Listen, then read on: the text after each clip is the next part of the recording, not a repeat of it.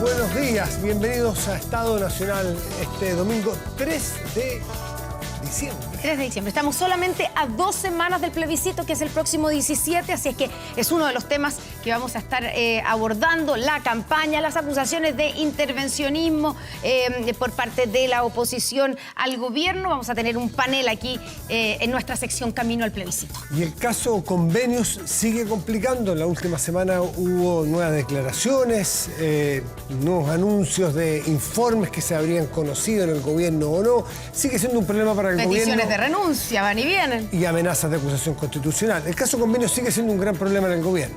Y para eso, uno de los temas que vamos a hablar con el ministro secretario general de la presidencia, que ya está aquí al ladito de nosotros, así que el ministro Álvaro Elizalde. Y también la crisis de las ISAPRES, sin duda, que para algunos implica una crisis en algún momento del sistema privado, no solamente del sistema de salud de las ISAPRES, sino que del sistema de prestadores, y también eso afectaría al sistema público. Vamos a estar conversando con el superintendente de salud, Víctor Torres. Y antes de partir, invitarlos como siempre a escanear el código QR que está en la parte inferior de la pantalla para poder acceder a Spotify y todos los contenidos de esta edición del programa y las anteriores de Estado Nacional. Así que aquí partimos con nuestro programa de hoy.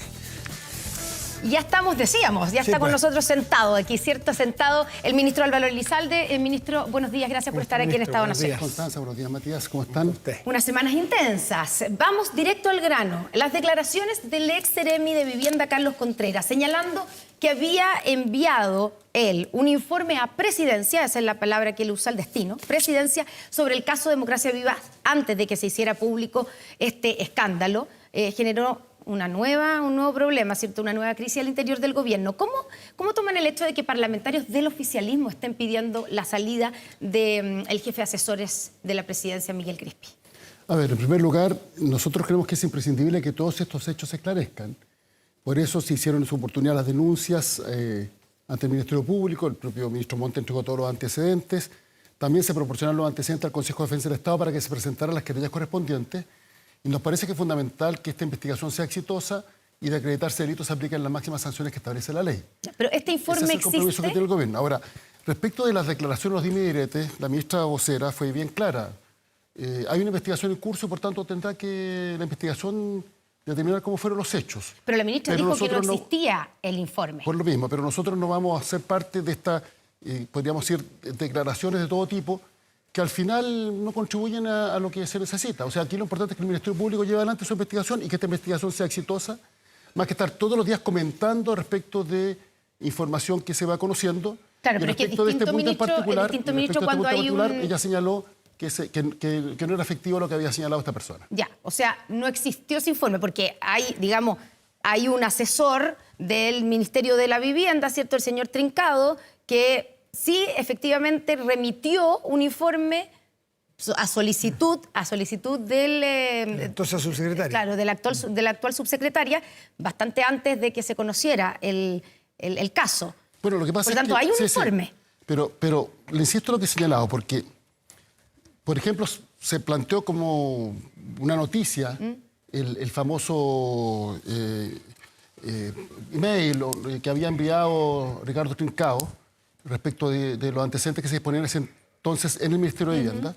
Pero le quiero decir que estos antecedentes fueron proporcionados por el ministro Montes a la Fiscalía. Cuando el ministro Montes va a Antofagasta y entrega, no sé si se acuerdan, estas cajas las carpetas, con información, estas carpetas, bueno, dentro de esa información estaba contenido precisamente este oficio al cual se hace referencia. Claro, pero cuando ese oficio se envía, no le llega, al parecer, por lo menos el ministro Montes no sabía, y por lo tanto no le llega a Presidencia, como dice Carlos Contreras. Le insisto en lo que le he señalado. Toda la información que se ha entregado en estos días corresponde a información que en su oportunidad el propio ministro Carlos Montes entregó a la Fiscalía. Entonces, entrar en la dinámica de los dimes y diretes no creemos que sea, que contribuya a lo que se requiere. ¿Qué es lo que se necesita? Que la Fiscalía lleve adelante una investigación exitosa para el total esclarecimiento de los hechos y determinar las responsabilidades penales, se apliquen las sanciones que establece la ley. Si en mayo le llega de parte de los funcionarios del MIMBO de Antofagasta esta carta denunciando eventuales irregularidades, le llega a la subsecretaria le pide al señor Trincado que haga un informe, él entrega este informe. Todo esto, más allá de que haya no responsabilidad, ¿cómo se explica? Usted que ha sido ministro varias veces y conoce bastante bien cómo funciona el gobierno, o un gobierno o los ministerios, ¿cómo se explica que el ministro Montes no se haya enterado ni siquiera de oídas, de un comentario, de preocupación, de alerta de que algo podría estallar en Antofagasta? Le insisto en lo que le he señalado. Cuando se recibe información, esta información podríamos decir que es trabajada y analizada por la entidad correspondiente dentro de los distintos niveles jerárquicos que existen en la administración pública. Los ministros no se enteran necesariamente de todo lo que acontece en su ministerio, más aún cuando hablamos de ministerios tan grandes. O sea, si hablamos de ministerios grandes, salud, educación, vivienda, son muy buenos ejemplos al respecto. Sí, son y la grandes. propia subsecretaria en su momento declaró públicamente esto. No sé si se acuerda del punto de prensa Sí, que claro. hizo pocos días antes de su salida, ella ratificó esta versión. Entonces, le insisto... También hay versiones más que entrar- contrarias, porque el entonces presidente de RD, que sí supo, dijo en su momento que sí había informado al gobierno, después se a la desdijo, subsecretaria. entonces... No, pero lo dijo, no, pero dijo que había informado también a la subsecretaria. No, Sí, dijo sí, que la sí. subsecretaria le había informado al ministro. Eso dijo el presidente Latorre, del presidente entonces del DRD. Ahora, después se desdijo, es verdad. La subsecretaria dijo algo distinto, pero mire, aquí lo relevante es que, porque podríamos estar eternamente en estas Sí, declaraciones claro. que se dijo, no se dijo, ¿Cuándo alguien se supo el reunió, no se gobierno? reunió. ¿Cuándo supo el gobierno? Lo que pasa es que cuando usted habla del gobierno, está La hablando moneda, de la instituciones presidencia. públicas. Bueno, le insisto en lo que he señalado. La noticia se conoce, parece que sale publicada el 15 de la noche. Sí, por ahí. De junio, claro. Sí, y el propio ministro Carlos Montes señala que estando fuera de Santiago en una actividad se enteró de esta situación el día 16. Bien. Eso. Ahora, claro, que algún funcionario público haya tenido acceso a una información anterior, pero si el propio Seremi al que se le pidió la renuncia era funcionario público. Por supuesto. Por eso le es el insisto, gobierno entonces, también. a veces, por eso esto de los dime y diretes genera más enredo que la necesidad de clarificar lo que realmente aconteció. Porque finalmente, como los términos que se utilizan no son del todo precisos, o sea, dice el gobierno, bueno, un ¿Qué parte del gobierno? ¿Qué parte del gobierno? Por supuesto, Exactamente. por supuesto. Entonces, no seamos ansiosos. Esperemos que se lleve adelante la investigación, que se determinen las responsabilidades y se apliquen las sanciones. Nosotros creemos que es fundamental que estos hechos se esclarezcan. Lo que ha acontecido, a propósito del llamado caso Convenios, genera una legítima indignación, de la cual también somos parte. Y por tanto, lo que creemos que se tiene que esclarecer, y esperamos que la Fiscalía lleve adelante investigaciones exitosas y todas las responsabilidades penales que se determinen se apliquen las sanciones Entiendo que correspondientes. el viernes, en La Moneda propiamente, hubo un trabajo intenso de tratar de registrar, revisar si es que existía tal informe que el señor Contreras dice que envió y que no apareció nada, porque a lo mejor a alguien se le pudo haber pasado. En ese contexto, ¿cómo es la crisis y cómo le afecta a usted que lleva la relación con el Parlamento? Porque empieza a cuajarse la idea de una acusación constitucional en contra del ministro Montes. Y usted, que lleva esa relación, me imagino que está sobre ese tema. Mire, cuando se producen este tipo de hechos, lamentablemente quienes... A ver, la gran mayoría está comprometido con que se esclarezcan los hechos y finalmente las instituciones hagan su trabajo para determinar tanto las responsabilidades administrativas que les corresponde a la Contraloría y para determinar las responsabilidades penales que le corresponde a la justicia sobre la base de la investigación que lleva adelante el Ministerio Público. Pero también en el marco del debate político, y sobre todo cuando hay contextos de cierta crispación, bueno, declaraciones sacan declaraciones y se crea un clima que no contribuye a lo que realmente importa. Y por eso insisto en que más que entrar en dime y direte, declaraciones de todo tipo, lo que hay que hacer aquí no solo es dejar, sino que contribuir a que la investigación que está llevando adelante la Fiscalía sea exitosa. Sí, pero me refiero a la acusación, ya no en la Fiscalía, en el ámbito de lo político, la acusación, eventual acusación Mire, Carlos constitucional. Montes es una persona honesta, un servidor público de toda la vida, que además estaba concentrado y está concentrado en lo que realmente importa, que es hacerse cargo del déficit habitacional para construir un número récord de vivienda en el mandato del gobierno del presidente Boric. Y en eso está concentrado Carlos Montes. Entonces, bueno, cuando finalmente se presentan acusaciones constitucionales, eso son semanas de distracción para el ministro respectivo. Entonces, si queremos contribuir a que la tarea se haga en materia de vivienda, creo que no contribuye este tipo de acusaciones. Ministro, de su ministerio depende el Consejo de Auditoría Interna General de Gobierno, Sí. ¿cierto? Presidido por la subsecretaria Macarena Lobos. Hasta ese consejo, el Ministerio de Vivienda de Antofagasta envió el 14 de abril de este año un informe que daba cuenta de una serie de irregularidades y problemas en convenios con algunas fundaciones en Antofagasta. ¿Qué pasó con ese informe? Sí, muy buena pregunta. Le he consultado a la subsecretaria este punto y se ha hecho todo el chequeo respecto de la oficina de partes, porque en un oficio donde se señala la distribución se plantea al Consejo y, sin embargo, esto no fue recibido por ninguna de las instancias correspondientes del Ministerio. Nunca recibieron, nunca supieron nada de ese informe. Habrá que determinar qué pasó. Y es normal que no se reciba cuando, como usted dice, en la lista de distribución eran 3 y uno de ellos era el Consejo, porque estaba la auditora interna ministerial del MIMBU, estaba el director del Serviu en Antofagasta y el tercero en la lista de distribución era el Consejo de Auditoría Interna General de Gobierno. ¿Es normal que no haya llegado? Precisamente, hace varias semanas atrás, cuando yo tuve esta misma información, solicité que al Ministerio se realizara la revisión correspondiente. Usted sabe que hay libros a través de los cuales se ingresa la correspondencia, también que se revisaran, eventualmente se habría enviado por un medio electrónico, y lo que me informan es que no se habría enviado la copia. Ahora, ¿qué aconteció? ¿Y de quién es responsabilidad que no se haya...? O sea, ¿no salió de Antofagasta? ¿De dónde no salió? No llegó. Ahora, ya, pero me imagino que ha hecho el traqueo de dónde quedó. O se habrá perdido ahí en el camino. Es que el funcionario se puede haber equivocado y tenía 3 copias de distribución y envió solo 2. ¿Puede haber ocurrido eso? ¿Y no tienen esa respuesta? ¿Usted a esta altura no sabe qué pasó? No, porque yo le puedo afirmar hechos, no suposiciones. Por eso los dimes y diretes son No, pero me imagino tan complejos. Que eso que depende de su ministerio, lo habrán investigado dónde quedó o dónde falló la cadena de transmisión. Lo que me informa la subsecretaria es que he registrado todos los libros de correspondencia y registros de correspondencia que existen en el sector público. En el caso, los que corresponden a nuestro ministerio, no había ingresado esa información.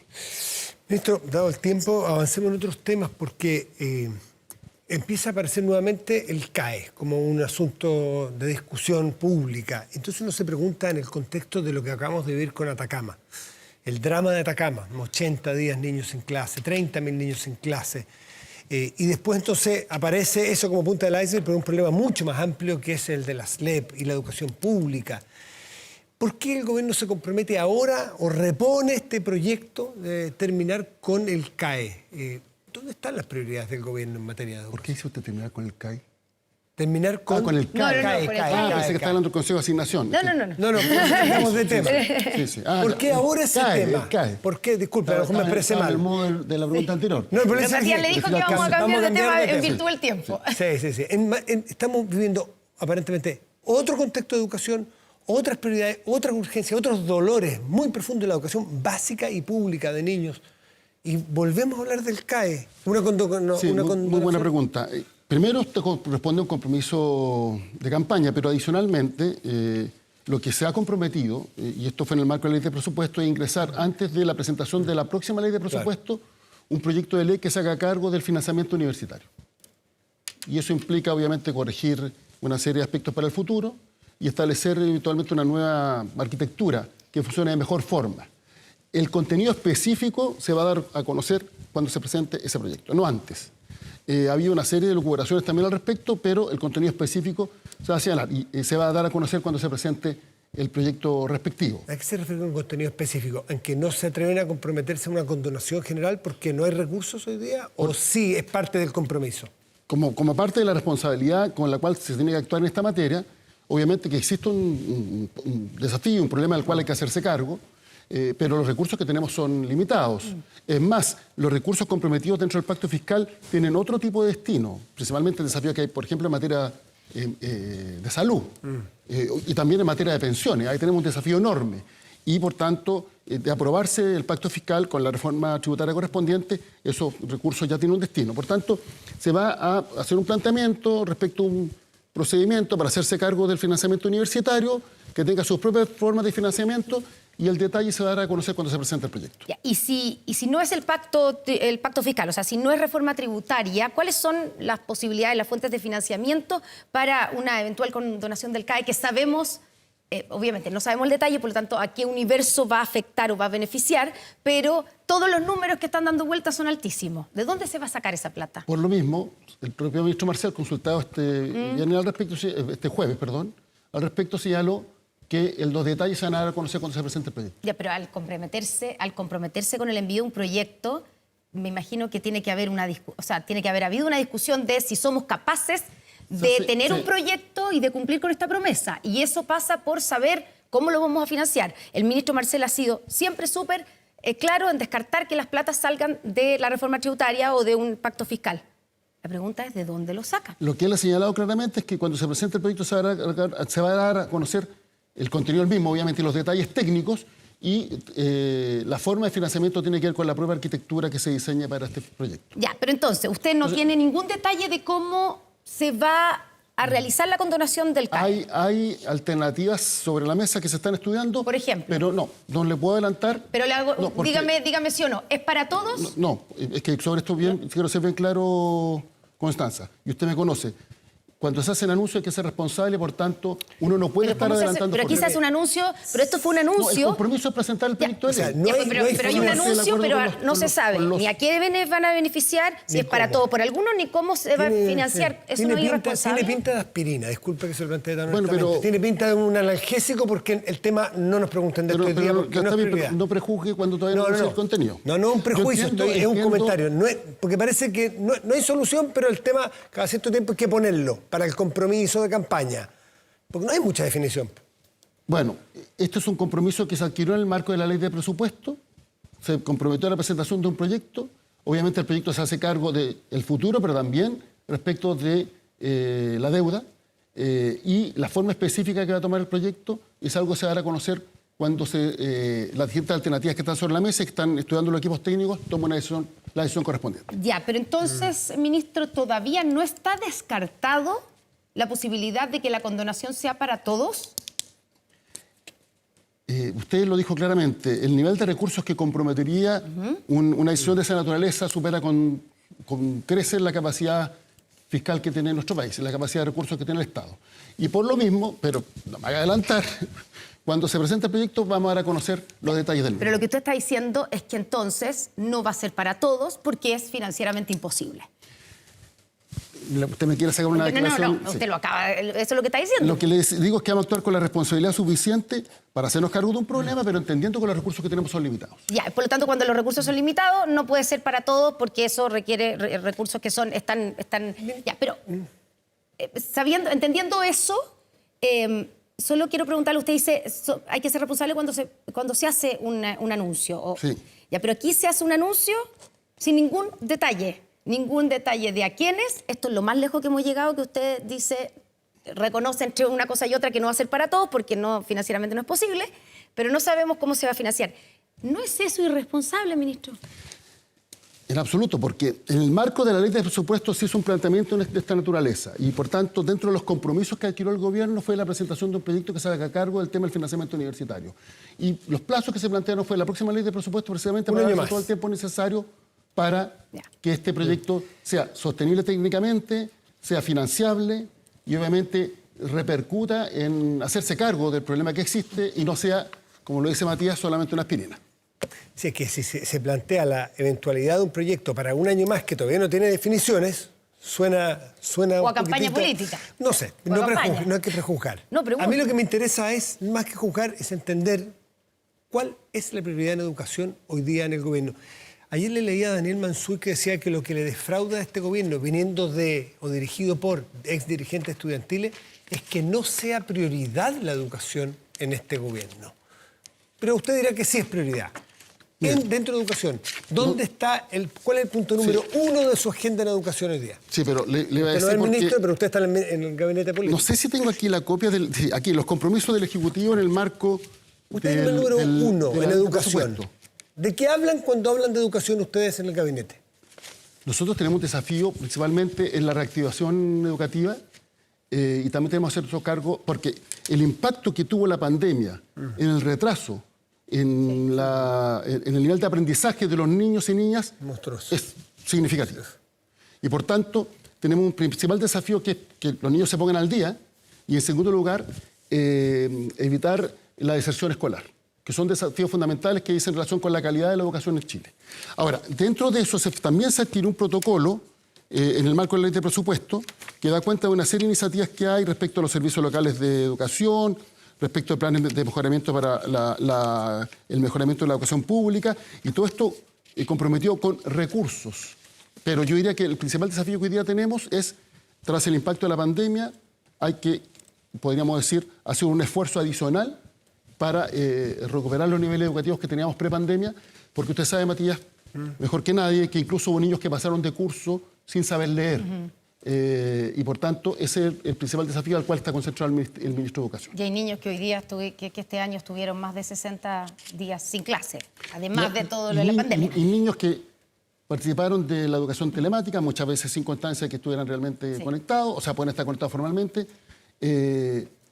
Y eso también se tradujo en que podríamos decir, el reinicio de clase no significó que existieran en todos los niveles la misma asistencia. Pero entonces, para que quede bien claro, la condonación del CAE no es una prioridad hoy día para el gobierno.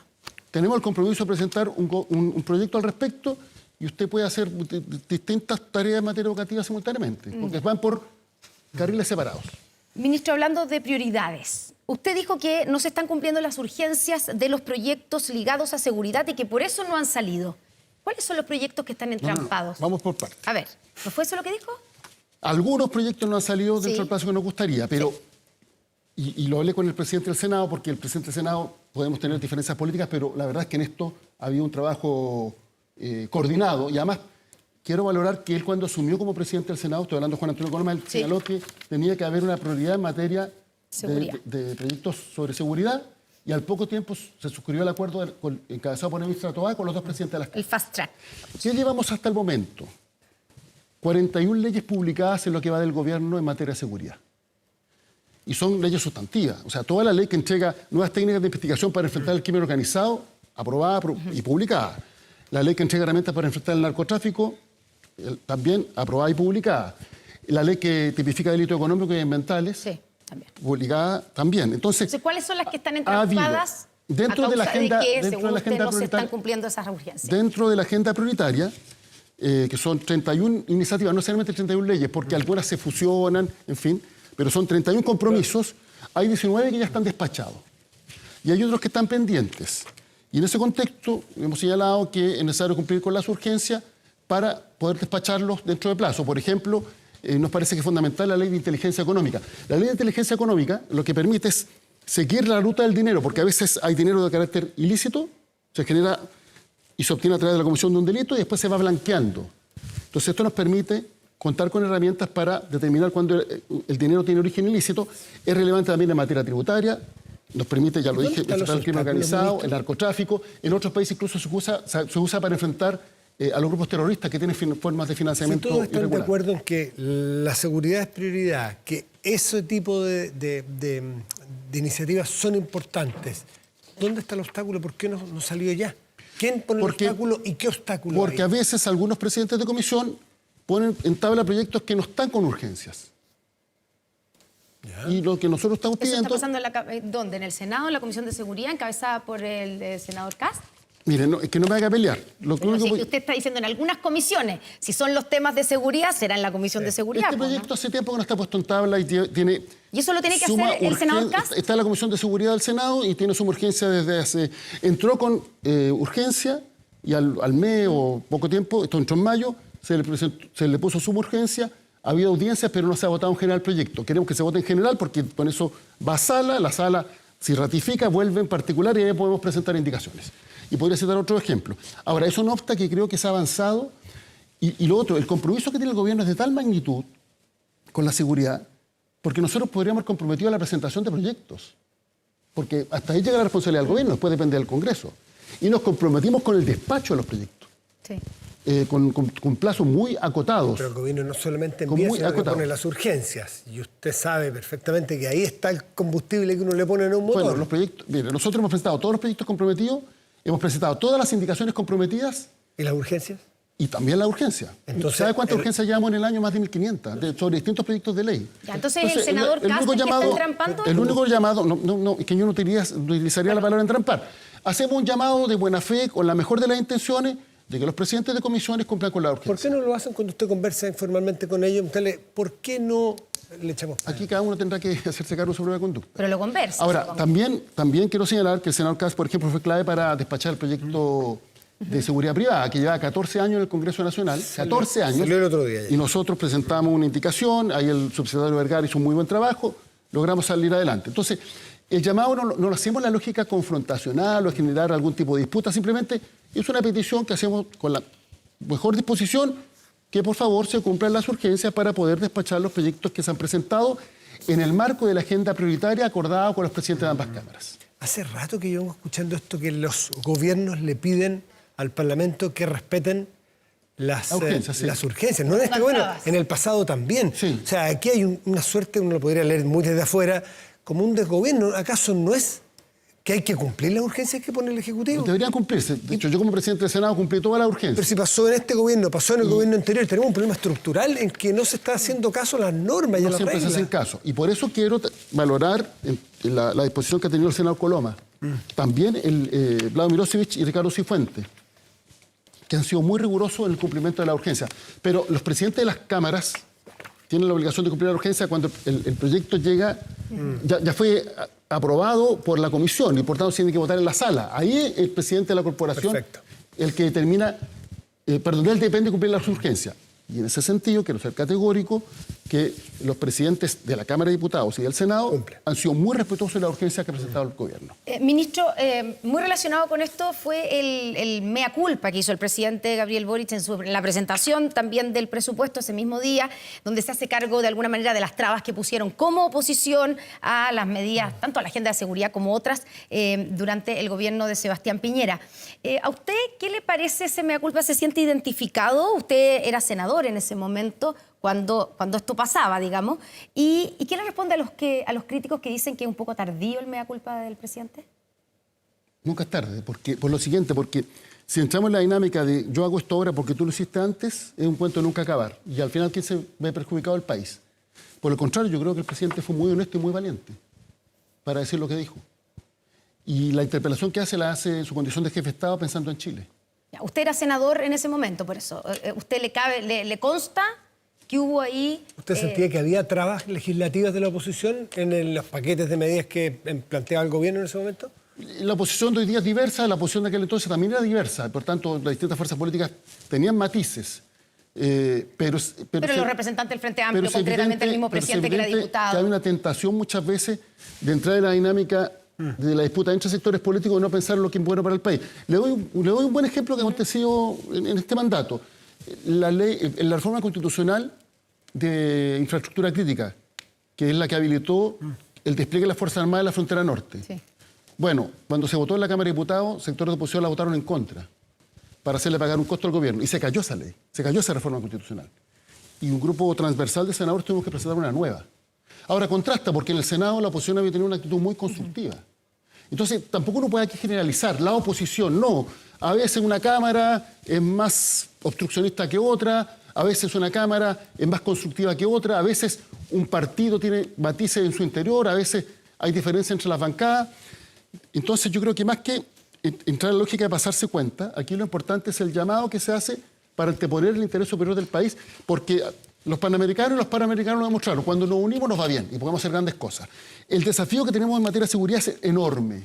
No es un problema que se haya originado con el gobierno del presidente Boric, viene desde antes. Pues bien, a la fecha, el gobierno del presidente Boric es el gobierno que tiene más leyes aprobadas en materia de seguridad desde que recuperamos la democracia. Ya. 41 leyes publicadas y 44 aprobadas. Le quiero decir que el gobierno que aprobó más y publicó más fue el gobierno del presidente Lagos, 32 en 6 años. Y este gobierno ni siquiera cumplió 2 años. Entonces, es evidente que hemos hecho un desafío, hemos asumido un desafío en materia legislativa, no solo en seguridad, también en otras áreas, porque también tenemos récord de leyes aprobadas. Ahora, no ha sido fácil, porque a veces por esta disputa política se generan estas dinámicas.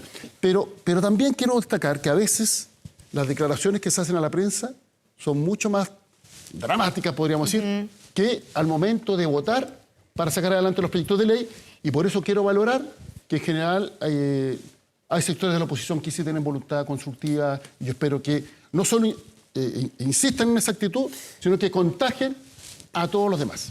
Ministro, hablando de proyectos de ley de crisis, nos quedan muy pocos segundos, pero ¿cuándo empiezan a votarse las indicaciones a la ley corta para solucionar o para enfrentar el tema de las ISAPRES, que me imagino que es una urgencia, ¿no? No sé si el gobierno tiene claridad de una inminente crisis sistémica del sistema de salud, no solo de las ISAPRES, si no se resuelve el problema de las ISAPRES. Bueno, Primero, este problema no lo generó el gobierno, se generó por un fallo de la Corte Suprema. Sí, sí, sí. Y en Chile los fallos se cumplen, nadie está por sobre la ley. Pero la solución, la llave para solucionarlo lo tiene el gobierno. Presentó un proyecto para generar mejores condiciones, pero para cumplir el fallo. Sí. Bajo ninguna circunstancia que no se cumpla. Y en ese contexto se presentó un proyecto, después hubo una comisión de expertos que asesoró a los senadores, se acogieron parte de esas sugerencias y se presentaron indicaciones. El proyecto ya fue votado en general por la comisión y corresponde ahora que se vote en particular. Nosotros ya presentamos las indicaciones y estamos a la espera también de que los propios parlamentarios puedan presentar las propias y sobre esa base esperamos que se despache con relativa celeridad en el Senado. ¿Cuánto? Porque todavía tiene que ir a la Cámara. Quedan 2 semanas legislativas ahora en diciembre. Después hay 3 semanas legislativas en enero y después viene el receso legislativo en febrero. Y el proyecto tiene que ser aprobado en el mes de abril, en ambas cámaras. Oiga, por tanto, obviamente, el presidente Boric manifestó hemos presentado las urgencias correspondientes para que se despache. El presidente Boric manifestó intención de voto para el 17 de diciembre al decir que no podemos retroceder en el derecho de las mujeres.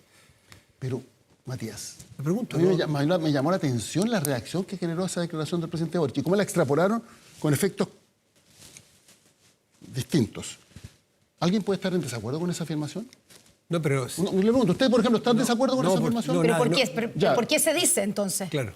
Porque participó en una actividad con mujeres y, por tanto, dijo que tenemos que seguir avanzando. ¿Quiere decir que él estima que con el nuevo texto constitucional se retrocede? ¿Eso quiere decir el presidente? ¿Se retroceden los derechos para las mujeres? Dijo que no hay que retroceder los derechos de las mujeres y punto. Y el gobierno, en ese sentido, pero en este contexto, lo que está haciendo... No tenemos que leerlo en clave electoral. Es solamente... ¿Por qué habría de leerse? Porque estamos a 2 semanas de un plebiscito. Pero además, ¿por qué, Apito, de qué se dice no debemos retroceder? Cuando se dice eso cuando hay una especie de peligro o amenaza de que podríamos retroceder, ¿o no? Pero yo insisto, es que al final se extrapola la declaración del presidente y se le da una connotación distinta. No sé, a mí me parece una frase que entiendo que es compartida por ustedes. Sí, pero ¿O alguno de ustedes está porque retrocedamos? ¿Está porque retrocedamos? En absoluto. Ya. ¿Y por qué alguien podría estar? Bueno, pero si hubo una actividad donde se está hablando de los derechos de las mujeres, es un momento para afirmar algo por el estilo. Y de ahí se saca una conclusión. Bueno, no voy a profundizar el tema. ¿Qué es lo que quiero destacar? No, es que quiero ser bien cuidadoso en este punto. El gobierno está cumpliendo con su obligación de informar a la ciudadanía para que finalmente concurran con todo, los ciudadanos concurran con todos los elementos de juicio a las urnas el 17 de diciembre. Al igual que la vez pasada, se han impreso constituciones y se están distribuyendo a lo largo de todo Chile. La ministra Vallejo ha liderado el proceso de distribución de las constituciones. ¿Y el gobierno en qué está concentrado? En gobernar. Porque tenemos enormes desafíos en seguridad, en salud, en educación. Y en eso estamos concentrados. En lo que a mí respecta, estamos coordinando con los ministros todo lo que es la agenda legislativa para sacar adelante proyectos que son buenos para el país. A eso estamos abocados. Si alguien quiere dar interpretación distinta a las declaraciones, ministro, bueno, yo creo que muchas gracias por estar esta mañana. No corresponde a lo que se está haciendo. Muy bien, ministro. Gracias, ministro. Muy buenos días. A ustedes. Bueno, y hubo acusaciones de intervencionismo, ¿cierto?, electoral por parte del gobierno, no precisamente por las declaraciones del presidente, sino por esa pieza de campaña que se bajó de la página web. Veamos lo que pasó esta semana al respecto y estamos de vuelta con nuestro camino al plebiscito. Agradezco profundamente a las diferentes organizaciones feministas que nos han permitido llegar hasta acá, por su compromiso permanente con las demandas por una mayor igualdad de género y en contra de la violencia de las mujeres, y por su determinación de que en nuestro país no se puede retroceder en los derechos que ustedes han ganado. Crimen organizado avanzado porque nos hemos enfrascado en que la discusión de seguridad es una discusión casi meramente electoral y que se usa para poder ganar votos en una campaña. Y ese tiempo ya deberíamos poder cerrarlo, superarlo. Por favor, ministra, sea seria, sea responsable, salga a la calle, converse con las personas, haga un mea culpa. Esto no es un debate electoral. Se transforma finalmente en vocero de la campaña en contra, se transforma una vez más en activista, como lo hizo en el pasado plebiscito del 4 de septiembre. El gobierno no va a ser ningún antagonista con ninguna clase de campaña. Ellos están hoy para gobernar, para hacer avanzar la agenda de gobierno. pero nosotros podemos afirmar y reafirmar que nuestra labor de presidencia está intacta.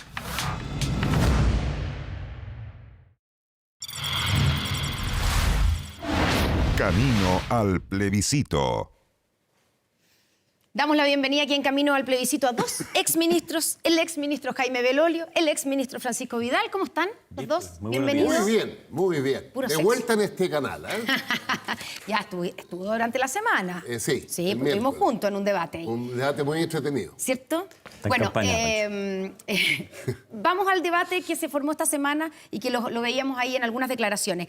¿Está o ha intervenido electoralmente el gobierno en la campaña por o a favor o en contra con las declaraciones del presidente Gabriel Boric y con esta pieza que se retiró de la campaña de información, Jaime? A ver, lo que pasa es que el concepto de intervención tiene que ver como que hubiera cometido una falta, digamos, o algo que no se hubiera podido hacer.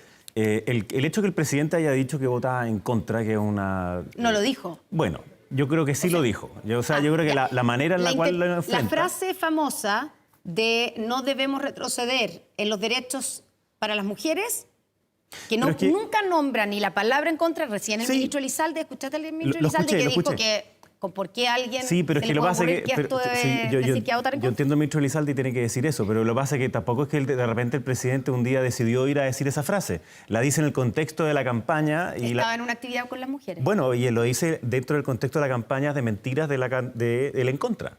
O sea, cuando dice la campaña del en contra, dice que aquí se ratifica y que queda en la Constitución el abuso contra las mujeres, que es mentira de principio a fin. Entonces, bueno, obviamente que lo dice en ese plano. Entonces, obviamente está diciendo que va a votar en contra. Porque, claro, nadie va a estar en abstracto en contra de que, o a favor de que se reduzcan los derechos de las mujeres. Es como decir, no, nosotros no queremos que se reduzcan los derechos de las víctimas.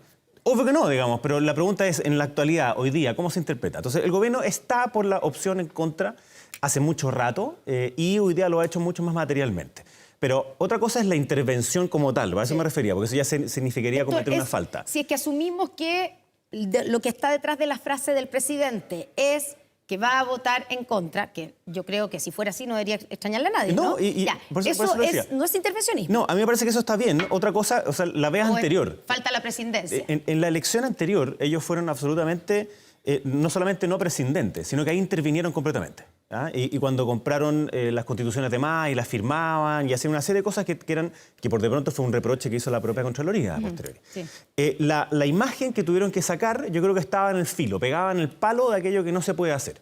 Porque ya le ponían un adicional a su propia alternativa, algo que es completamente interpretable y que yo tengo la opinión completamente distinta. Entonces ellos decían, ¿qué es lo que se vota? Se vota a favor de la propuesta y se vota en contra y decía, y entonces no sigue ningún proceso. Eso no es verdad, digamos. Eso, o al menos es interpretable, es una posición política. Claro, si vota si gana el en contra, no se garantiza que no hay un nuevo proceso constitucional. Y eso no es cierto. Entonces, como eso no es cierto, o al menos es la posición política de unos, está mal de que el gobierno vaya y haga una campaña por una alternativa, que es lo que no puede hacer. Lo que sí tiene que hacer es esta que está apareciendo acá atrás, digamos que haya más impresiones de la propia Constitución, yo tengo la mía ya, que me ha tocado ir a distintos debates, entonces eso está bien. Y la prescindencia del gobierno en términos de lo electoral está bien, ¿no? Es decir, que el proceso sea limpio, transparente y que cada una de las personas vayan a votar informadas y libres, como ha ocurrido, digamos, en las últimas elecciones y es parte de nuestra tradición. Francisco Vidal, mira, ¿el presidente va a votar en contra después no de la frase que dijo? No tengo idea si el voto es secreto, pero aquí la estrategia de la derecha, como están un poquito desesperados a 2 semanas, porque creyeron que iba a ser la fiesta esta, es colocar a los ciudadanos en una opción falsa. ¿Cuál es esa opción falsa? ¿Estar con el gobierno o en contra del gobierno? ¿Y por qué digo falsa? Porque con esa lógica el senador Rojo Edwards sería gobernista, porque va a votar en contra, igual que yo. O Hermógenes Pérez de Arce, imagínate, gobernista. Así que... Pueden hacer un partido, ¿no? ¿Qué es lo que sucede realmente, ciudadano? Lo que sucede es que la derecha hizo esta constitución, este texto, ni siquiera la derecha de Belolio, la centro derecha, no. La hizo la derecha radical. La centro derecha quedó como vagón de cola. Fíjense que son 11 consejeros y los otros eran 23. Entonces, lo que sucede es una propuesta radicalmente neoliberal en lo económico, radicalmente conservadora en lo cultural. Eso lleva a José Piñera, el creador del plan laboral, el creador de las AFP, el creador de las ISAPRE, el creador de la ley minera, decir, resucita Jaime Guzmán políticamente. Eso es lo que hay. Entonces, nuestra tarea es explicarle a los ciudadanos, como usted me está viendo, de que esto no es un plebiscito sobre el presidente, es un plebiscito sobre un texto que hay que definir. Cuando uno dice yo voy a votar en contra, es porque tengo que explicarle a los ciudadanos por qué voto en contra. Y en títulos generales es porque es la consolidación de un modelo neoliberal en lo económico, y hay ejemplos, voy a dedicarme a dos nomás, y lo conservador en lo cultural. Pero antes de entrar en esa materia, quiero que Jaime Belolio se haga cargo de esto, está acusando Pancho Vidal, que en el fondo ustedes, la estrategia es que la gente crea o piense que esto es un plebiscito al gobierno. Pero vos, mira hoy día cómo se llama este Guaripola Fontaine. El Guaripola Fontaine, el titular del Mercurio. Sí, de cosa la Guaripola no hace así en todo caso. Tú Es deberías así. saberlo, sí. Me traen una y yo... Ahí, yo también fui Guaripola en el colegio. Pero mira, déjame contestarte, Pancho, porque lo que pasa es que a mí lo primero que me parece bien notable es que hoy día la izquierda haya cambiado de opinión tan radicalmente, ¿no? ¿En qué sentido? Durante 15, 20 años nos dijeron que todos los problemas de Chile se basaban en la Constitución. A continuación tuvimos un primer proceso en donde lamentablemente tu sector ni siquiera fue vagón de cola, o sea, con respecto al Frente Amplio y el Partido Comunista, sino que ni siquiera aparecieron ahí y estuvieron a favor, pero a pie juntilla. Es decir, estuvieron a favor de la propuesta, sí, a favor para reformar, todo lo que queráis, pero estuvieron a favor de una propuesta del odio y de la división. Entonces Juntenradio, ¿en qué quedó? No hay ninguna duda de que la anterior era una que, en mi opinión, era del odio y la división. Pasamos de hagámosla con amor, hagámoslo con Juntenradio. No, yo no he juntado ni una rabia. Lo único que estoy diciendo es que la anterior, que era la del odio y la división, fue rechazada por una mayoría de los ciudadanos. Entonces, que ahora esos mismos que escribieron ella nos digan, mira, es que en verdad no tiene que ser partisana. No, es que mire, que en verdad no tenemos que ir a... No, o sea, primero ya es como que equilibremos las cositas. Segundo, dada esa violencia que hubo en la anterior, es que hoy día hay ciertas cosas que las personas quieren y que están ratificadas, entonces que las quieren calificar de extremas. Pero ¿cuáles serían ellas? Una, que la plata de los fondos de pensiones son de las personas. Porque antes nos decían, no es tu platita, ahora está puesto ahí. Segundo, que en materia de salud las personas puedan escoger. No está diciendo que haya un monopolio privado ni un monopolio estatal. No, que haya lo que hoy día existe, donde las personas, más de 5 millones, se atienden hoy día en el sector privado. Y nosotros queremos que eso pueda seguir existiendo sin que tenga que ver con cuánta plata tiene. Esa es la diferencia que tenemos. En educación lo mismo. Mientras algunos quieren que haya un monopolio estatal, nosotros no queremos eso. Queremos que haya también la posibilidad de que hayan proyectos educativos de la sociedad civil. Entonces, que vuelvan a aparecer, por ejemplo, los colegios particulares subvencionados. O sea, existen los subvencionados, sí, pero yo creo con que... copago de los apoderados. No, eso es otra discusión. Yo creo que terminó el copago, que es un 2%. Sí, la discusión sobre copago me parece que es distinta, es de política pública. Yo creo que muchas cosas que a veces quedaron acá podrían haber sido más de discusión del Congreso. Pero sostener de que esta es una radical, de extrema, yo digo, ¿cuál? ¿En qué parte, digamos? O sea, simplemente no cabe en eso, menos todavía cuando nos dijeron de que la anterior Constitución, la que hoy día nos rige, es la fuente de todos los problemas, y hoy día, ahí sí, toman la guaripola para decir que la de hoy día en verdad ya no es la de Pinochet, ya no es la de los 4 generales, y que en verdad es fantástica. Entonces, ¿de verdad le vamos a creer a eso? Yo creo que no. Francisco Vidal. En el tema general, al yo votar en contra y quedarme con la Constitución original de Guzmán y reformada por Lagos y otros más... de la que usted habló realmente, iba a decir peste, obvio, en su momento. Pero resulta que, en mi opinión, estamos frente a dos situaciones. Tú apruebas algo que es peor que la Constitución vigente, en lo económico y social y en lo cultural. Es peor. Porque cristaliza, consolida la... ¿Dónde está esa parte? Porque ese fue el punto que está tratando de combatir o retrucar Jaime Belolio. ¿En qué parte consolida el modelo neoliberal? El Estado subsidiario, consolida la segmentación en el acceso a la educación y a la salud, aunque diga lo contrario. ¿Por qué? ¿Por la libertad de elegir? Dice lo contrario, tú dices que dice eso. Pero si cuando Jaime me habla de la libertad de elegir, a ver, ciudadano, que usted... A ver, si me están mirando. ¿Usted de verdad elige su sistema de salud? O sea, usted cuando ya está en condiciones laborales dice, me voy a ir a una ISAPRE, me voy a ir a FONASA, como quien va al Jumbo o a Unimark. Es malo rigorizar. No. Usted va a un ISAPRE como yo, siempre y cuando pertenezca al 17% de los chilenos que estamos en ISAPRE, que nuestro ingreso es superior. Por algo el 80% está en FONASA, por ciudadano. ¿O usted cree que la persona que está en FONASA le gusta tener una lista de espera de 6 meses para operarse la cadera? ¿O usted cree que la gente que está en FONASA se demora 2.700.000 chilenos en listas de espera? No, usted no elige su sistema de salud en este sistema. Si usted tiene plata, es ISAPRE. Si usted no le alcanza, es FONASA. ¿Les pongo un ejemplo? ¿Cómo va a cambiar eso la propuesta? Espérate un poquito. Y déjame contestar porque eso no es verdad. Pero, bueno, muy simple. Los que estamos en ISAPRE el año pasado, nuestro 7% juntó 4.000 millones de dólares. Los que están en FONASA, que el 80%, su 7% juntó 2.000 millones de dólares. Usted comprenderá que cuando le dicen usted va a elegir su sistema de salud, no me responda, piénselo nomás. Ahora, me hablan de la libertad de educación, si esto es increíble. A ver, ¿dónde está la mejor educación, lamentablemente, en Chile hoy día? Privada. Está en el 9% de la matrícula particular pagada. Ahí están los resultados. ¿Quién puede pagar, ciudadano que me está viendo, en un colegio particular pagado? ¿El que quiere o el que tiene 400 lucas mensuales promedio? Entonces, si yo tengo 400 lucas mensuales promedio, mis hijos van a colegio particular pagado, como de hecho los míos fueron. ¿Y qué pasa con el 91% de la matrícula restante? ¿Ese apoderado elige? No, ese apoderado puede elegir entre servicio local, municipal o particular subvencionado. Eso lo elige. Elige el administrador, pero no elige la mejor educación, porque la mejor educación en términos de resultados está para el que puede pagar 400 lucas mensuales. Ya, dos cosas. Jaime Belolio. Uno, para que también las personas nos puedan ver, porque además probablemente, a diferencia de aquí, mi colega, digamos, de... Fuimos voceros los dos. Voceros los dos.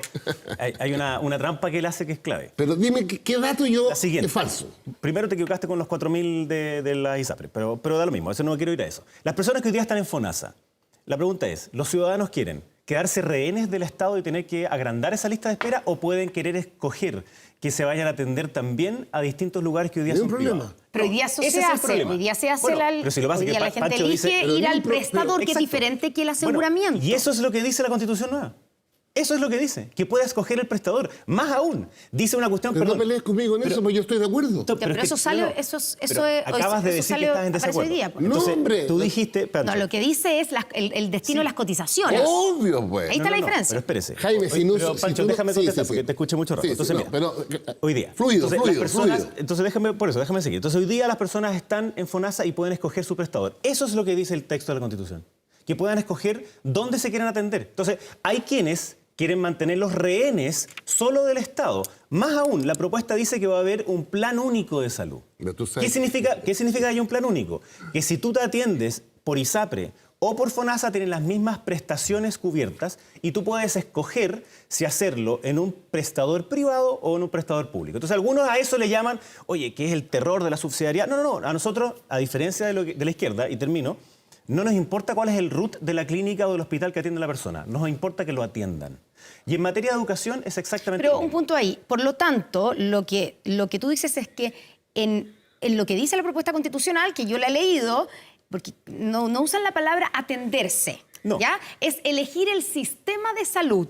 Eso no incluye el destino de mis cotizaciones, de mis 7%, y que yo pueda elegir, porque eso se planteaba en su minuto, por tu sector, que vaya ese 7% a FONASA o a una ISAPRE. Es que eso es lo que pasa hoy día. Entonces, si ese fuera el problema que tienen los que están en contra... Pero no está en la Constitución. No, sí, está el hecho que hoy día queda mucho más claro que no va a poder haber un monopolio estatal como el que pretenden algunos del actual gobierno, y eso quiero sacar a Pancho, que han dejado que mueran las ISAPRES porque a ellos les gusta la tesis del Big Bang.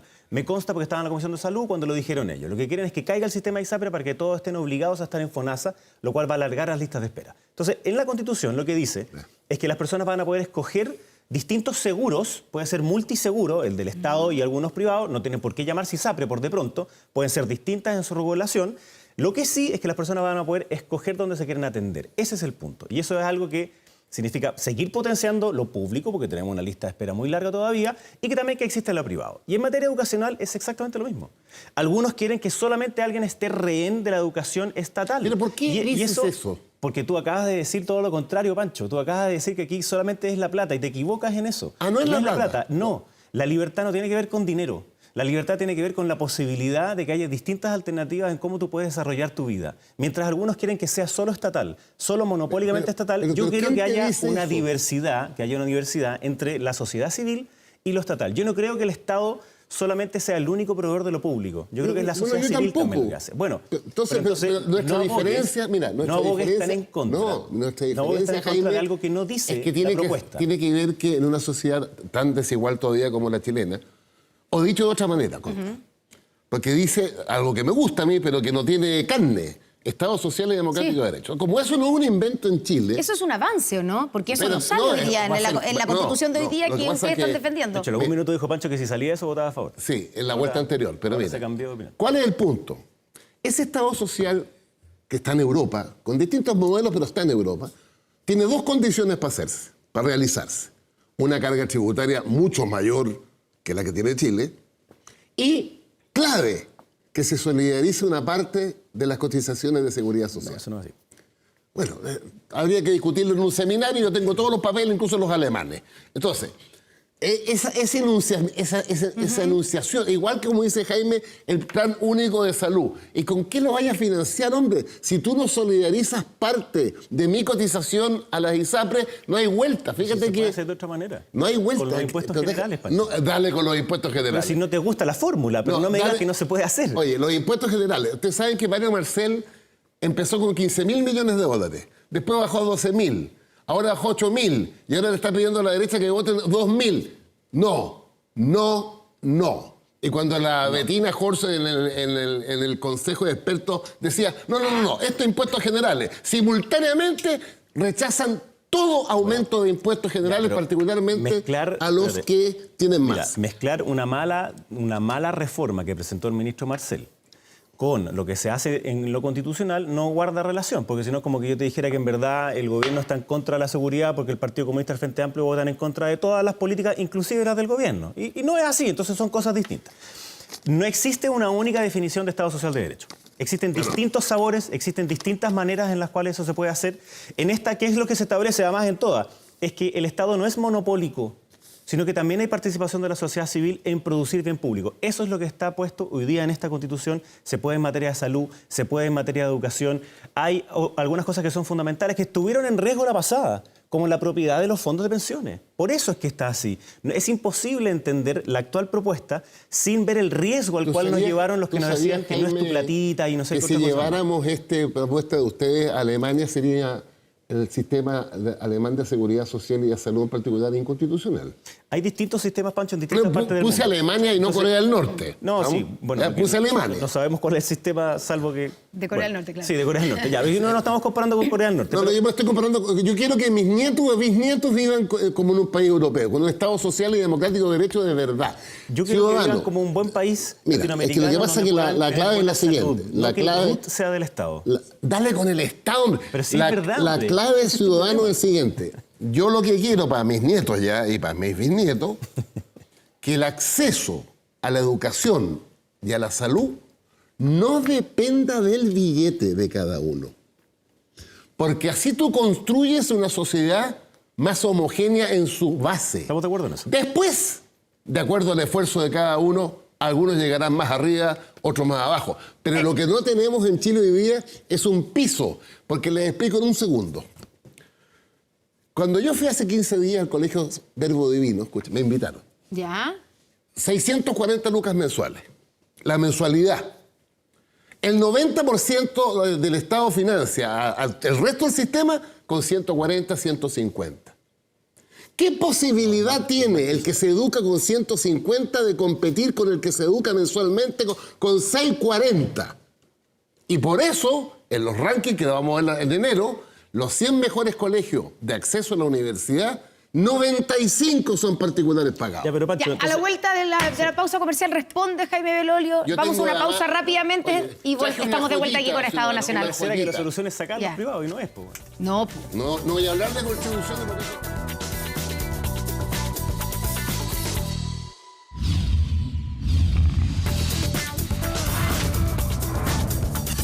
Estado Nacional.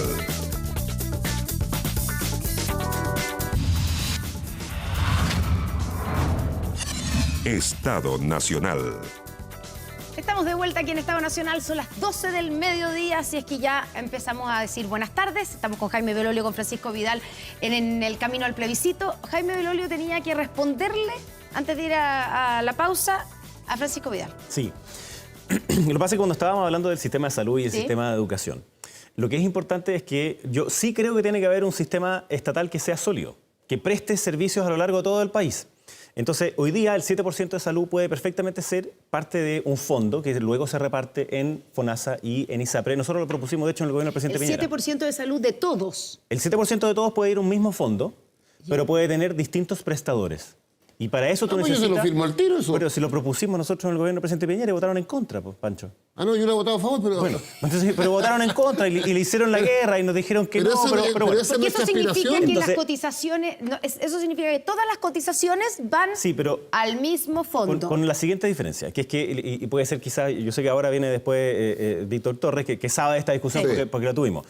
La pregunta es si es un único seguro y un único prestador, o hay más seguros y hay más prestadores. Sí. Mi fórmula es que hayan multiseguros y multiprestadores, que es lo que tenemos hoy día, que las personas puedan escoger sin que signifique la plata el que pueda acceder a una buena calidad o no. Es que ese es el puedas punto, acceder Jaime, en el ese es el minuto, punto. pero Pancho, puedes acceder en el minuto que tienes que hacerlo. Entonces hoy día tenemos una gigantesca lista de espera. En materia de salud. 2.700.000. Y se incrementó producto de la pandemia. Y una de las cosas que hace que no se pueda solucionar es porque hay algunos que dicen que si esas personas se atienden en una clínica privada, se está privatizando la salud. Po. No, eso por entonces- la compra de cama es porque no te da abasto el sistema. Bueno, pero es que mi problema es que no solamente sea porque no da abasto el sistema, sino que porque Pero además deja- lo que hay que hacer sí. es atender cuando hay que atender. Y déjame contestarte lo de educación. Porque en educación, hoy día, tú mismo lo dijiste, es un 7% de los colegios particulares 9. pagados. 7, 9, dependiendo de la matrícula, ya. Pero el problema entonces es el otro 91. Sí. ¿Qué hacemos en ese 91? Y el problema no es solamente más dinero, porque se ha multiplicado varias veces el dinero. Tiene que ver con gestión de lo que ocurre allá. Los SLEP, que me acordé de mi amigo Alessandri. Pero los locales no funcionan porque lo que suponían era que juntar colegios de los municipios iba a ser mejor administrado. Y eso simplemente no es así. Hoy día, lamentablemente, Hay experiencias distintas. ¿eh? hay experiencias que son, funcionan. algunas que son menos malas, La efectivamente. más increíble es que todo el mundo habla del SLEP Atacama y nadie habla del que está al lado. Huasco. Huasco. Que no tiene ni un En problema. donde funciona es donde habían comunas muy rurales, con escuelas muy pequeñitas, en donde efectivamente ahí puedes tener una ganancia. Cuestión que también propusimos en su momento, pero tampoco nos pescaron. Porque la lógica era otra. Era que ahora sí que sí, cuando sale de los municipios, entonces la educación va a ser buena porque va a ser del Estado. Y decía, chuta, muéstrenme eso de que si es del Estado es bueno. Yo no tengo ningún trauma con respecto al Estado. Tiene que funcionar, pero otra cosa es esta fe ciega de que si es estatal es bueno. Entonces, cuando hay una lógica de estar en contra de la Constitución, porque se asegura que las personas van a poder escoger en materia de educación distintos proyectos educativos dentro de los subvencionados. Yo no estoy hablando de los colegios particulares pagados, estoy hablando de los subvencionados. En salud, en su prestación, que van a poder ser dueños de su fondo de pensiones, etcétera.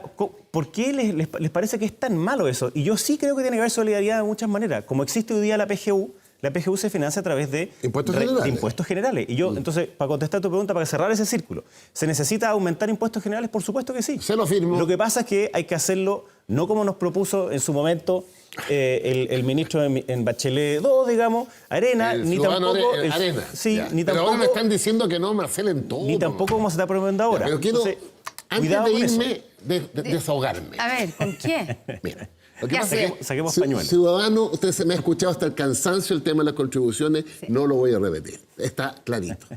Pero tenemos otra joyita en el texto. Miren, se lo voy a leer, ¿eh? Artículo, me da lo mismo el número. Los gastos objetivamente necesarios para la vida, cuidado y desarrollo de la persona y su familia se considerarán deducibles para la determinación de los tributos que corresponden. Cierro con eso. Usted dice, fantástico, pero cuidadito. ¿Quiénes pagamos impuestos a la renta en Chile? ¿Partamos por ahí? Los que estamos en esta mesa. 25%. El 75%, este tema no le toca. Entre otras cosas porque la ley establece que el que gana menos de 805 lucas de hoy día está exento. Ya. Los que ganamos de 800 al infinito, pagamos el impuesto a la renta. ¿Qué está diciendo esto?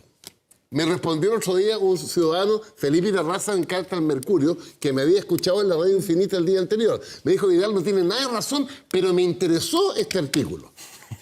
Vuelvo al verbo divino. Escúcheme, ciudadano. A deducir los gastos que hagan las personas. 2 hijos en el verbo divino son 12.800.000 pesos al año.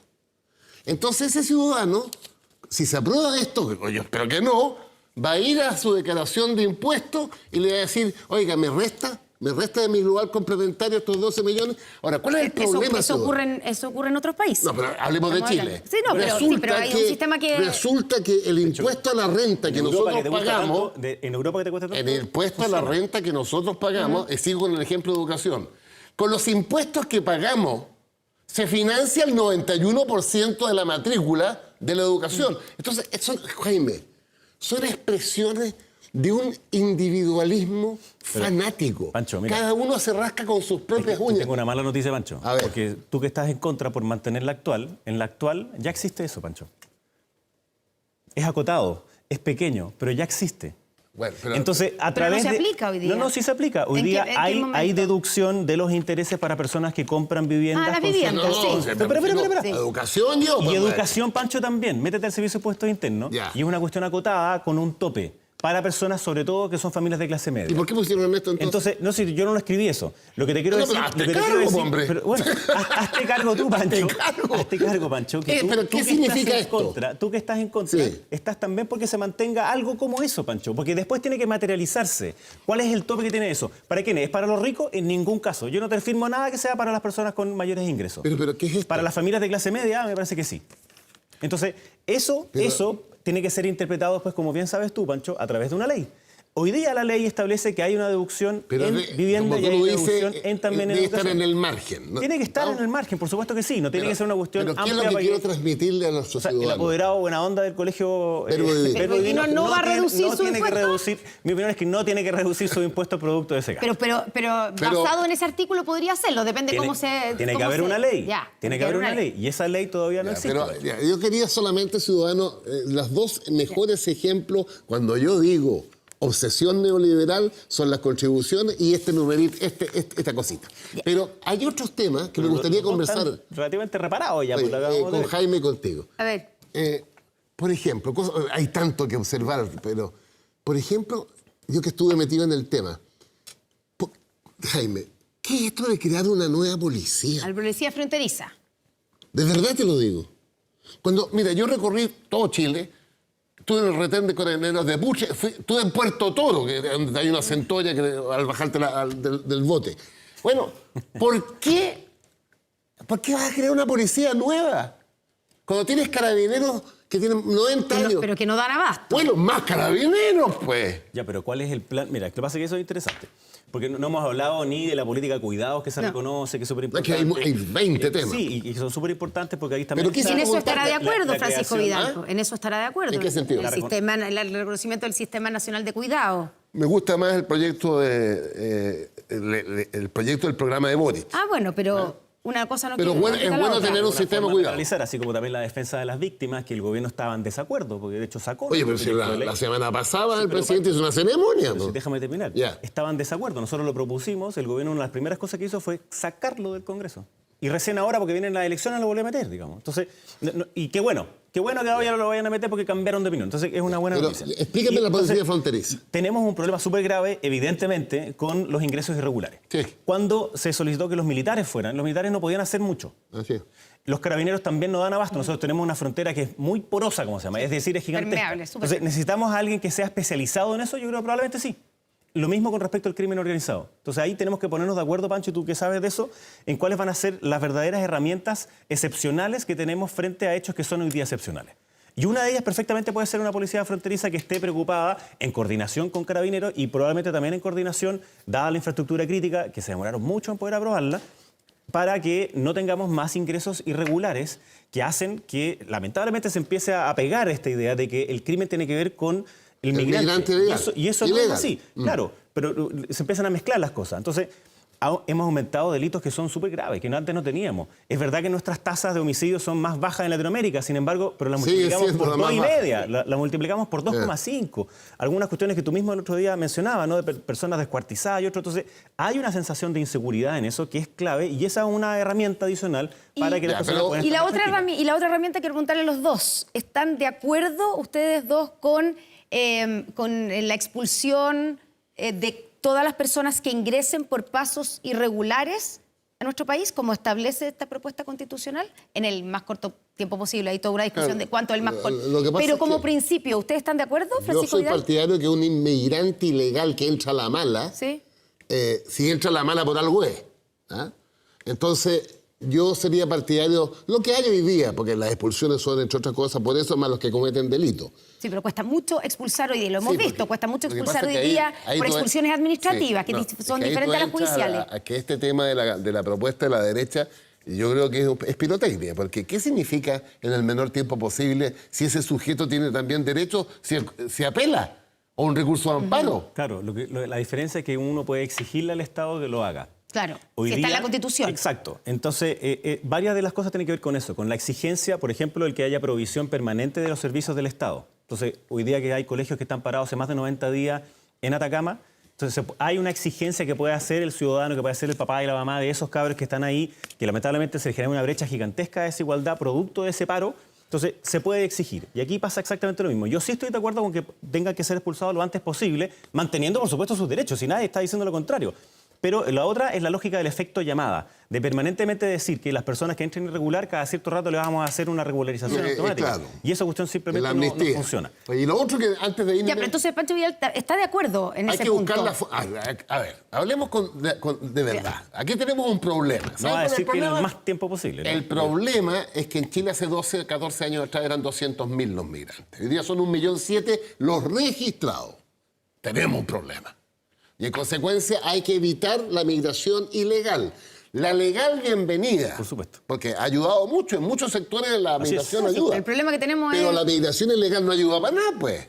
Porque, entre otras cosas, está vinculada al tema del sicariato, del secuestro exprés, del descuartizado Coquimbo. Entonces, pongámonos de acuerdo. Pero yo tengo otro tema para preguntarte. Pero quiero preguntarles yo antes. Que no se me vaya, porque si no, así sí que me van a retar. Qué bueno que la doctora la que gane... Si gana él a favor o si gana él en contra, ¿se acaba el tema o el debate constitucional en nuestro país? No, si ganan ellos el a favor, el debate de la Constitución termina. Pero deben haber unas 40 leyes que hay que hacer el próximo año y los años siguientes. Sí, pero no... O sea, el tema sigue. Pero se acaba la discusión sobre si tenemos una nueva, si es mala o buena, si tenemos que cambiar la Constitución. No, lo que pasa vamos a tener una Constitución nueva. Lo que sucede es que vamos a seguir con el tema, porque miren los ejemplos que he colocado yo y que me ha respondido Jaime. El tema esto de que el compadre se deduzca de impuestos lo que gasta. Pero es que toda Constitución tiene que traducirse en proyectos de ley. Yo creo que lo que nosotros nos hemos comprometido, porque además hay una cierta vinculación con el estado de ánimo de la ciudadanía. Los 10 partidos de gobierno hemos dicho formalmente y por escrito que cuando ganemos el 17 de diciembre, al día siguiente nos abocamos a sacar las reformas pendientes, mejores pensiones, mejor salud, mejor derechos laborales. ¿Cómo garantizan que no vengan, por ejemplo, el próximo año que hay una crisis de algún tipo, social, no quiero hablar de otro estallido ni nada que se le parezca, pero donde aparezca un grupo diciendo la solución es una nueva Constitución, porque todavía tenemos la que se originó en Pinochet, que están todos de acuerdo que tiene un origen que no ayuda, ¿cierto? Sí. Y que no es democrático el origen, pese a las reformas posteriores, etcétera, y que divide a los chilenos, y que no volvamos a esa discusión. Lo que pasa esa firma de los 10 partidos no va a valer nada. No, mira. Lo que pasa porque de hecho ya en el Partido Comunista hay algunos diciendo que tiene que haber un tercer proceso constitucional. Mira, lo que sucede es lo siguiente. Una reforma constitucional para iniciar un tercer proceso no solamente requiere la firma para estar en contra de eso, no. Requiere un problema práctico de poder parlamentario. Resulta que si ganamos, las reformas son de 4/7, se rebajaron, el candado menos de Jaime Guzmán. Sin embargo, para eso tú te requieres que concurran a esa voluntad en el Parlamento los 10 partidos que firmamos que a eso no vamos a concurrir y además que la derecha tampoco lo quiere. Y ¿cómo diablos llegan a los 4/7 para hacer una reforma, para iniciar un tercer proceso sin ninguno de los dos grupos que tienen expresión en el Parlamento? Porque un compadre aquí en la esquina me puede decir que quiere un estallido de nuevo, o el señor Stingo. Ya, ¿queda satisfecho Jaime Belolio con esta respuesta de que no habrá un tercer proceso constitucional? Esos mismos 10 partidos son los mismos que firmaron el año 2019 el que decían que la Asamblea Constituyente ya había partido en la calle. Son los mismos. Que no estuvieron de acuerdo en ese momento con la vía institucional. Y después, si es verdad, después firmaron... ¿Qué tú desayuno? Pues firmamos todos, menos los comunistas. No, espérate. Antes del 15 de noviembre, donde firmamos el acuerdo, antes, 3 días antes, ustedes firmaron una carta diciendo que la Asamblea Constituyente de facto ya estaba en la calle. Ahí lo firmaron. Esa es la convocatoria a la huelga general. No. Ustedes, como partidos, firmaron eso. No me digas. Sí, te voy a mandar, Mándame, por favor, para que lo vea y te recuerde de cómo esos mismos han cambiado de opinión tan radicalmente. Entonces, que antes la Constitución que nos rige era la peor de todas y resulta que ahora la que quieren es preservarla. Entonces, de verdad... Preservarla porque la tuya es aún peor. No hay nada peor que lo que presentaron ustedes antes que tú hiciste campaña por ello. Nada. De hecho, 8,5 millones de personas lo hicieron. Entonces... insistir en eso. José Miguel Insulza dijo el otro día que se arrepentía de haber votado a favor. Qué bueno que se hayan arrepentido varios. No te arrepientes. Yo creo que... Pero de verdad la encontraban mejor que la... Yo te voy a decir cuál fue mi voto, es evidente, apruebo, pero lo hice por lo siguiente. Esa Constitución en las normas me garantizaban el Estado social. No me gustaba para nada. la democracia, Pancho. No me gustaba para nada muchas cosas. Por eso dije aprobar para reformar. No, esa dañaba severamente la democracia. Esa era mi opinión. Y lo dicen esto Otone también. Sí, dañaba severamente las bases democráticas. ¿Y estuvieron a favor de eso. ¿Se eliminaba el Senado? No. Había concentración de poder. Lo que hacía era que politizaba una serie de otras instituciones que hacía incompatible. Por ejemplo, que una persona de derecha como yo pudiera ejercer en el espacio público. Era una constitución que evidentemente... ¿Hacer el artículo 8 Jaime Guzmán al revés? No era Jaime Guzmán.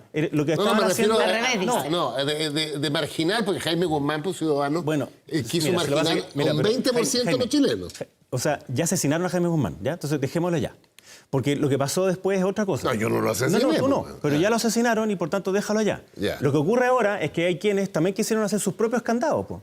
Entonces antes que decían que los candados de los quórum, no sé cuánto, y después hicieron sus propios candados, porque tenía 2/3, te recuerdo la que tú aprobaste, tenía 2/3 para poder cambiarse, porque en verdad decían que esa era perfecta. Para poder modificarse, exacto. Claro. En cambio, entonces, ¿qué es lo que va a pasar? Si gana el apruebo, si gana la favor ahora, lo que va a pasar es que institucionalmente vamos a tener que conducir lo que dice la Constitución, y el Congreso va a estar ordenado, esperado, en aprobar esas distintas situaciones, y las fuerzas van a ver cuál es el sabor que eso va a tener. Sí.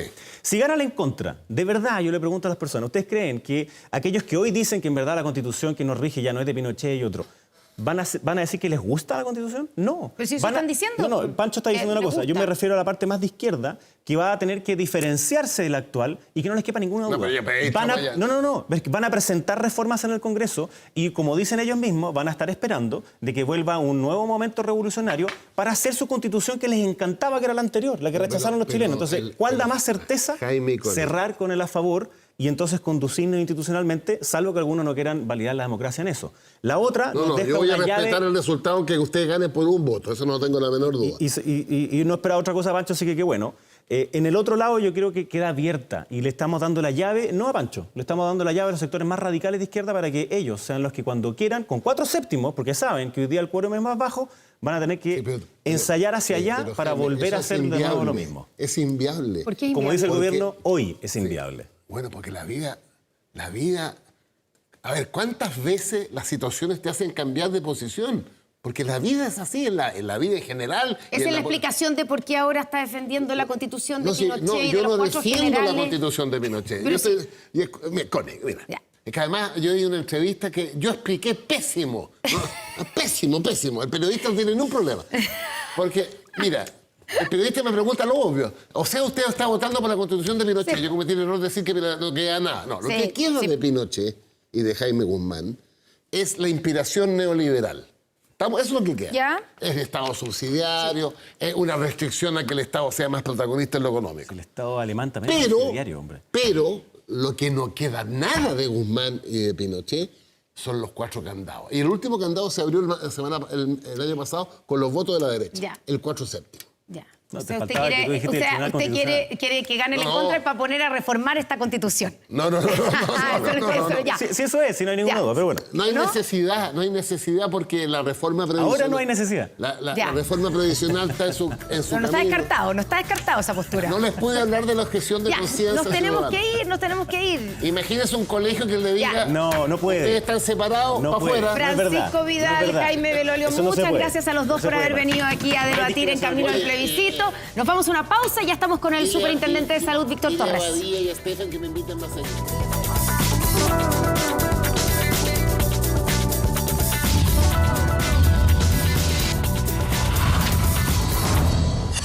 Estado Nacional.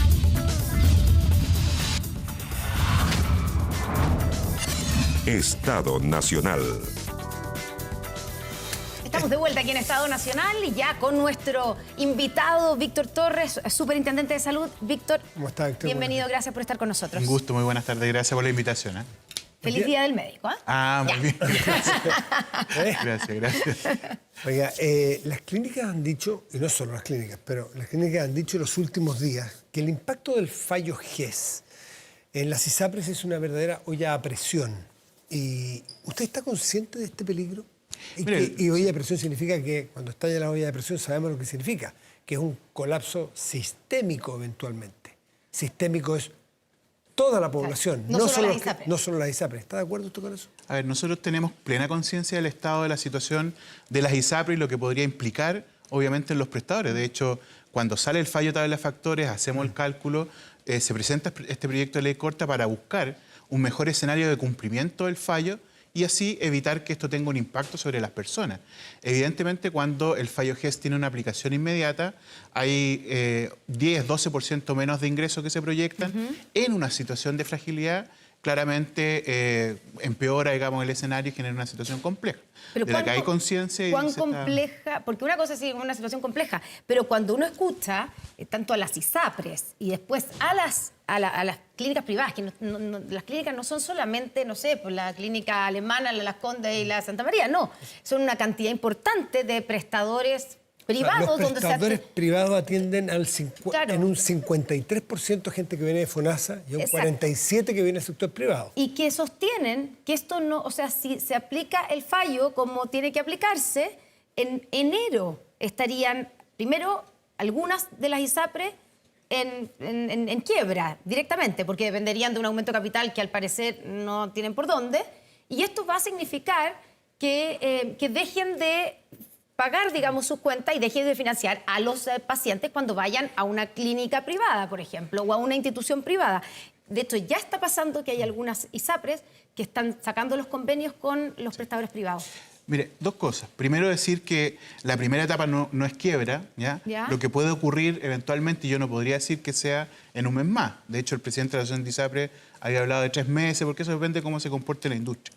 Sino que lo primero es ver si siguen cumpliendo o no los indicadores. Ya. Si alguna no cumpliera los indicadores, no implica una caída ni una quiebra inmediata.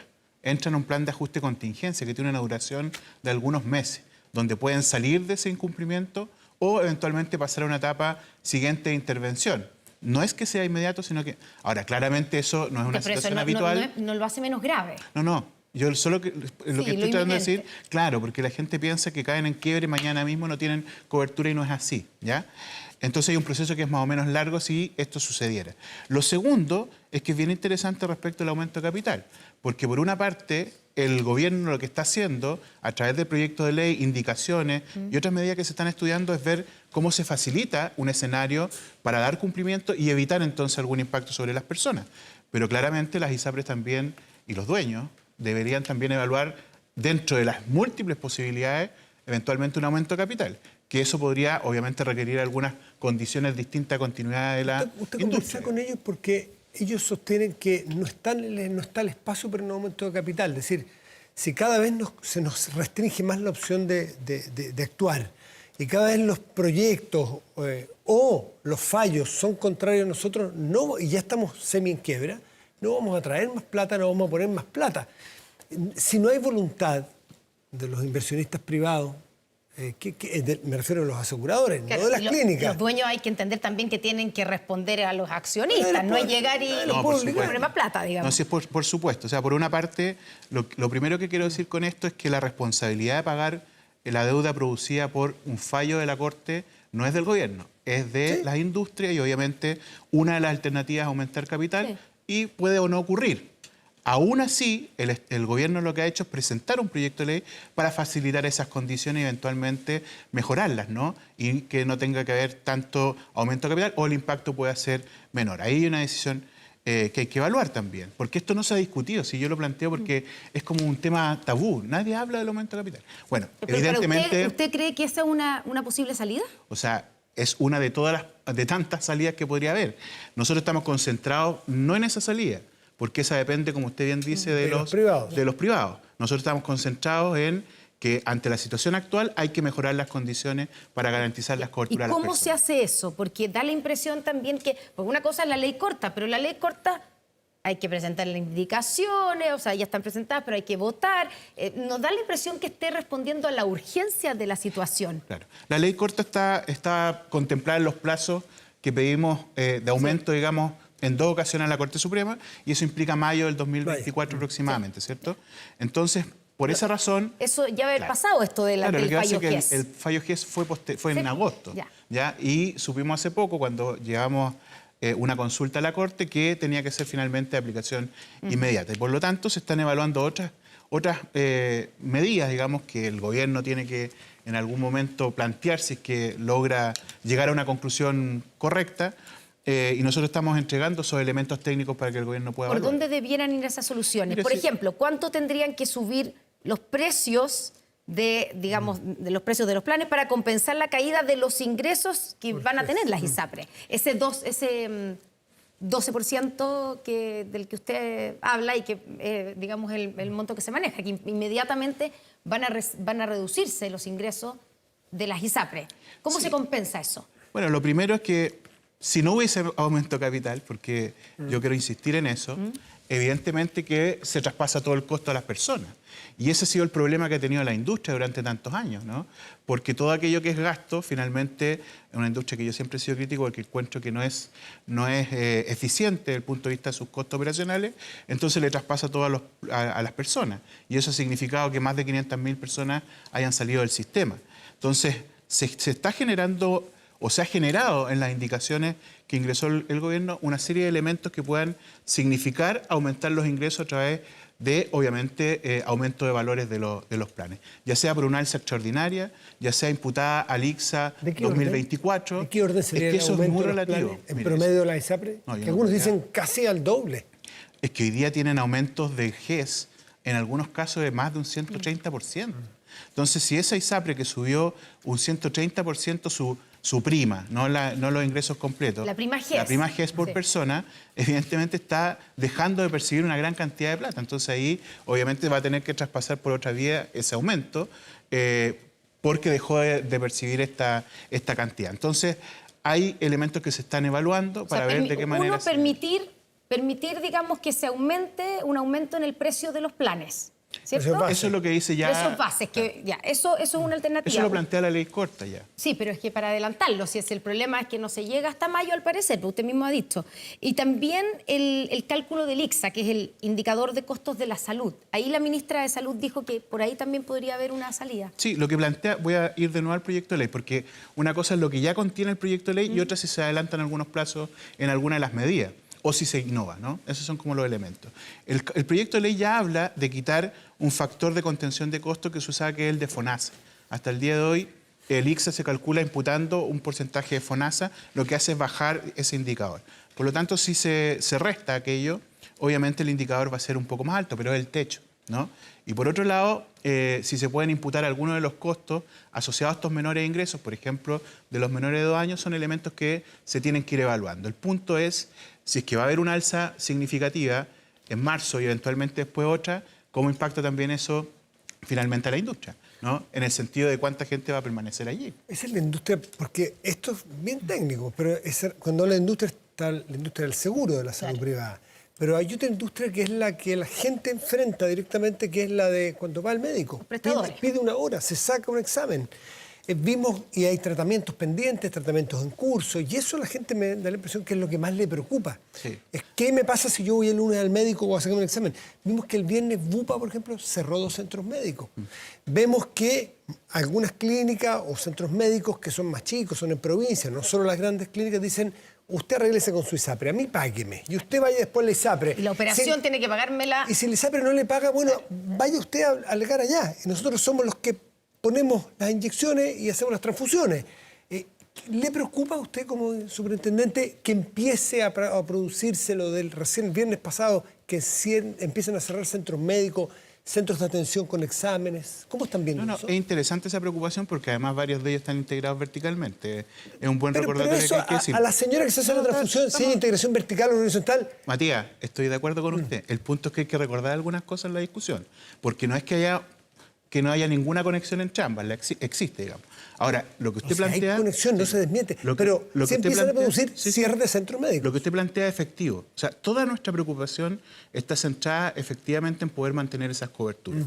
El punto es que claramente existen cierres de convenio, que son convenios entre privados, donde nosotros como superintendencia no tenemos la posibilidad de obligar a que se mantenga o de poder fiscalizar mayormente. Pero sí generar las condiciones para que se mantengan. De hecho, hemos pedido atribuciones para eso. Ahora, sí, la idea nuestra es, con las indicaciones del Ejecutivo, mejorar las condiciones para tratar de evitar, obviamente, que eso ocurra, o por lo menos minimizarlo, porque en algunos casos no se puede evitar. Recuerde que algunas cerraban el año pasado, algunos convenios cerraban porque el alza de los precios de las prestaciones subía el 12% que subió la UEF. Y obviamente no había acuerdo entre la ISAPRE y los prestadores. Y eso significó cierres de convenios. Ni siquiera fue por la crisis propia de la ISAPRE. En algunos casos fue por no acuerdo. Entonces, esto sucede y la idea es minimizar ese impacto. Evidentemente, para eso hay que tomar algunas medidas, son las que está evaluando el gobierno ahora. Ya. O sea, no, digamos, ¿están decididos a que el sistema no colapse? Pero esa es una decisión inicial. Ya. Porque si no, no hubiésemos presentado el proyecto de ley. Perfecto. Víctor Torres, superintendente de salud, muchas gracias. Nos faltaron. Sí, pero bueno. Faltó tiempo, pero viene la franja, así que bueno, nos podemos pasar. Muchas gracias por haber estado con nosotros. Muchas gracias a ustedes, que estén muy bien. Nos vamos a una última pausa. Sí, y volvemos, espérenos.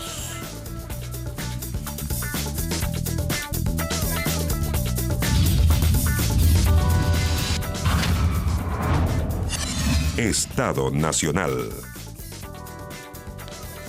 Bueno, quedan temas pendientes porque, por ejemplo, hoy día no pudimos entrar con la profundidad que se requiere en las materias de seguridad, que es probablemente la preocupación principal que usted tiene, y la agenda política hoy día sí lo indica también.